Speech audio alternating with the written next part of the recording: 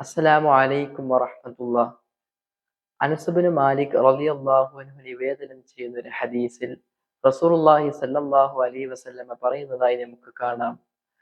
മൻ തലബ ഷഹാദത സ്വാദിഖൻ ഉഅതിയഹ വലൗ ലം തുസിബുഹു. ആരെങ്കിലും രക്തസാക്ഷിയാവാൻ വേണ്ടി ആഗ്രഹിക്കുകയും എന്നിട്ട് രക്തസാക്ഷിയാവാതെ മരണപ്പെടുകയും ചെയ്താൽ അവന് രക്തസാക്ഷിയുടെ പ്രതിഫലം ലഭിക്കും എന്നാണ്.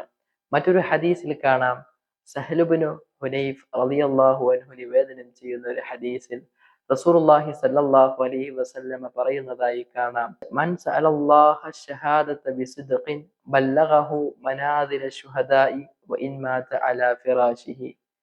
ആരെങ്കിലും ഒരാൾ രക്തസാക്ഷിയാവാൻ വേണ്ടി പ്രാർത്ഥിക്കുകയും ശേഷം തന്റെ വിരിപ്പിൽ കിടന്നുറങ്ങുകയും ശേഷം മരണപ്പെടുകയും ചെയ്താൽ അവന് രക്തസാക്ഷിയുടെ പ്രതിഫലം ലഭിക്കുമെന്നാണ്. അതുകൊണ്ട് പ്രിയമുള്ളവരെ, രക്തസാക്ഷിയുടെ പ്രതിഫലം എന്ന് പറഞ്ഞാൽ ഏറ്റവും വലിയ പ്രതിഫലമാണ്. അതുകൊണ്ട് അതിനുവേണ്ടി അധ്വാനിക്കുന്നവരുടെ കൂട്ടത്തിൽ അള്ളാഹു നമ്മെ ഉൾപ്പെടുത്തി അനുഗ്രഹിക്കുമാറാവട്ടെ. അസ്സലാമു അലൈക്കും വറഹ്മത്തുള്ളാഹി വബറകാതുഹു.